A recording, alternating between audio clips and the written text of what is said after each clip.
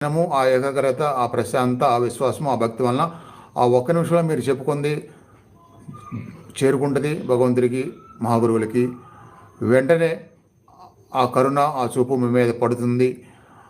మీరు ఏది కోరుకున్నారో, ఏ ఆలోచన పెట్టుకున్నారో అది నిజంగా సవ్యమైనది అయితే కనుక వెంటనే అక్కడి నుంచి ఆ సవ్యమైన కోరిక తీరడం మొదలైంది, జరగడం మొదలైంది.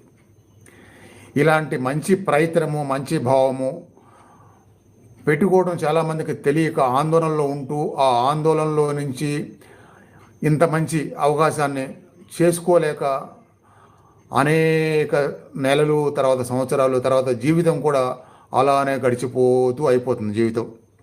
కాబట్టి అలా అవ్వకుండా చూసుకోవడానికి ఇలాంటివి అర్థం చేసుకోవాలి. అర్థం చేసుకొని ఒక్క ప్రయత్నం ఎప్పుడైతే మొదలైద్దో ఆ ఒక్క రోజు నుంచే ఒక మార్పు అనేది తప్పకుండా జరుగుతుంది. ఇంత మంచి విషయాన్ని